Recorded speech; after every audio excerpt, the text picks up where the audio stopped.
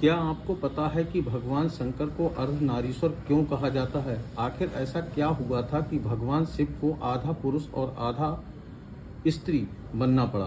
कहते हैं कि महर्षि भृंगी भगवान शिव के ऐसे भक्त थे जो पूरे ब्रह्मांड में सिर्फ एक ही देवता को मानते थे, महादेव। उनकी भक्ति इतनी प्रबल थी कि वे शिव के अलावा किसी और को प्रणाम तक नहीं करते थे।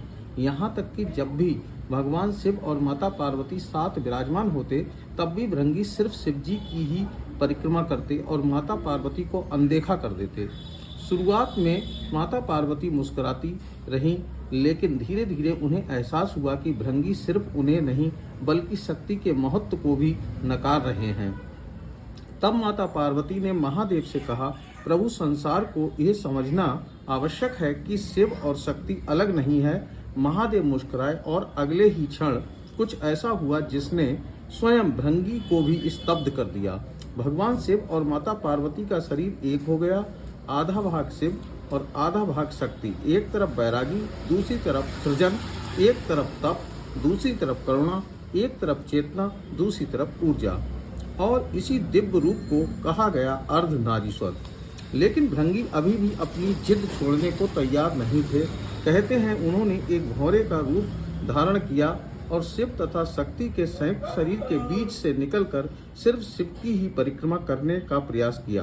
तब माता पार्वती ने उन्हें श्राप दिया, ऋषि भृंगी, तुमने केवल मेरा नहीं स्वयं शक्ति के अस्तित्व का अपमान किया है। जिस शक्ति को तुम तुच्छ समझते हो, जिसे तुमने बार बार अस्वीकार किया है, आज से वही शक्ति तुम्हारा साथ छोड़ देगी और जिस क्षण शक्ति तुम्हें त्याग देगी, उस क्षण तुम्हें ज्ञात होगा कि बिना शक्ति के सिर्फ शरीर बचता है, जीवन नहीं।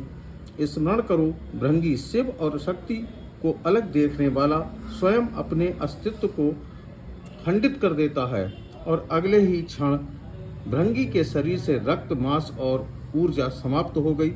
वह सिर्फ हड्डियों का ढांचा बनकर रह गए। तभी उन्हें एहसास हुआ कि शरीर जैसे बिना शक्ति के खड़ा नहीं रह सकता, वैसे ही शिव भी बिना शक्ति के पूर्ण नहीं है और शक्ति शिव के बिना दिशाहीन है। उस दिन भृंगी को सत्य का बोध हुआ कि सृष्टि का संतुलन पुरुष और प्रकृति, चेतना और